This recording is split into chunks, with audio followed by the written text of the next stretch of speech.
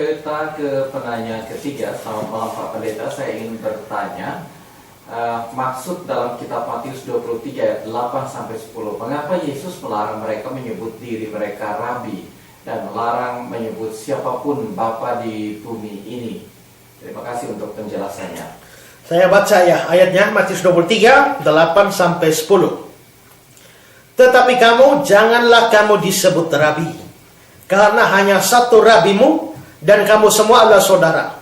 Dan janganlah kamu menyebut siapapun Bapa di bumi ini, karena hanya satu Bapakmu, yaitu Dia yang di sorga. Jangan pula kamu disebut pemimpin, karena hanya satu pemimpinmu, yaitu Mesias.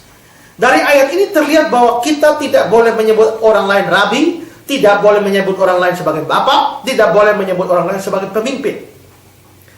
Nah saudara, apa artinya ayat ini? Kalau ayat ini diartikan secara lurus seperti itu, maka ini menjadi kekacauan dan penafsiran ini bertentangan dengan banyak ayat ya. Kalau kita mau menafsirkan ayat ini, ada beberapa hal yang perlu kita perhitungkan. Yaitu pertama, bahwa di dalam 1 Timotius 2 ayat 7, Paulus menyebut dirinya sebagai pengajar. Juga Efesus 4 ayat 11, jabatan di dalam gereja itu diberikan oleh Tuhan sendiri.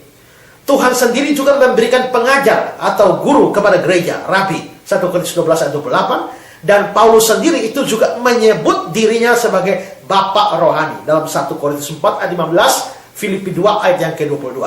Karena itu maka bagaimana kita mengartikan ya Matius pasal 23 ayat 8-10 ini supaya tidak bertentangan dengan ayat-ayat atau fakta-fakta yang sudah saya paparkan ini.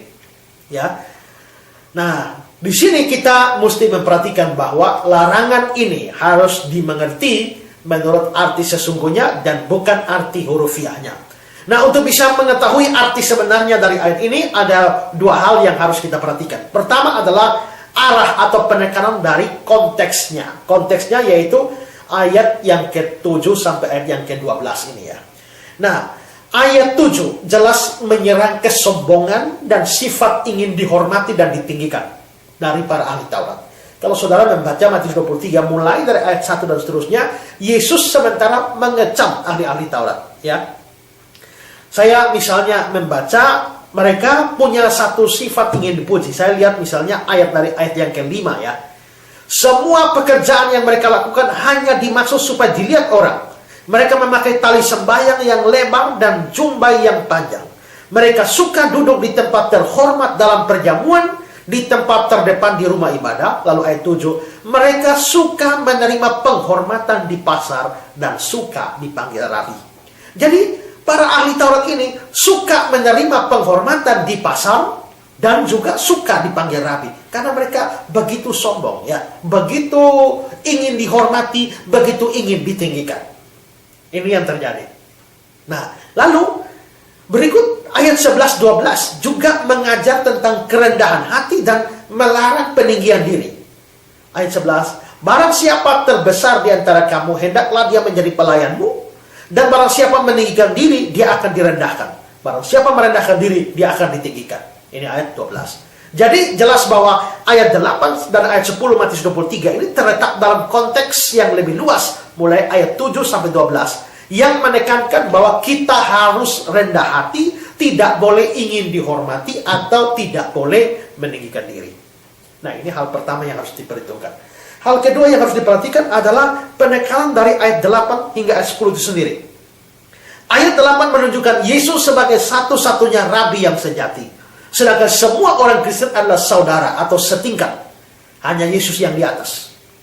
Ayat 9 menunjukkan hanya ada satu Bapa.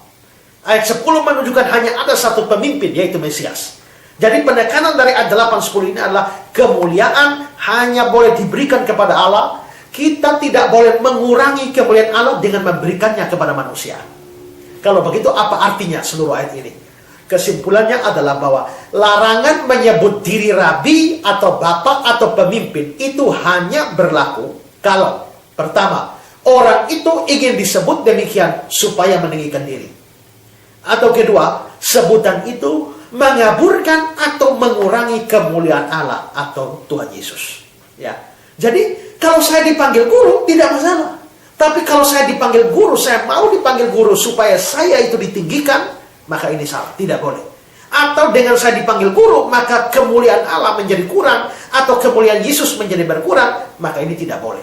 Tapi kalau saya dipanggil rabi, dan saya sama sekali tidak ingin meninggikan diri, saya dipanggil rabi, tapi kemuliaan tetap kepada Tuhan tidak berkurang, maka tidak ada salah saya dipanggil oleh rabi, tidak ada salah saya dipanggil bapak, tidak ada salah saya dipanggil pemimpin. Jadi konteks ini mesti diperhatikan, ya. Karena itu John Calvin mengatakan arti sebenarnya adalah bahwa penghormatan Bapa secara salah ditunjukkan pada manusia kalau itu mengaburkan kemuliaan Allah. Kalau itu mengaburkan kemuliaan Allah, maka itu salah. Nah, karena itu gara-gara ayat ini ada gereja yang mengajar bahwa tidak butuh gembala. Karena apa? Mereka mengutip ayat 8, kamu semua adalah saudara. Lalu mereka membuat gereja tanpa gembala atau menolak adanya pendeta di dalam gereja. Ya, ingat gembala juga diberikan oleh Tuhan. Efesus 4 ayat 11. Jadi adalah salah kalau dari ayat ini membuat gereja tanpa gembala. Ya, jadi saudara-saudara perhatikan baik-baik bahwa konteksnya menentukan. Tidak salah orang menyebut rabi atau bapak atau pemimpin, asal bukan untuk meninggikan diri dan tidak mengurangi kemuliaan Tuhan. Tapi kalau untuk meninggikan diri dan mengurangi kemuliaan Tuhan, maka tidak perlu disebut rabi atau bapak atau pemimpin. Itu maksud ayat itu. Ya.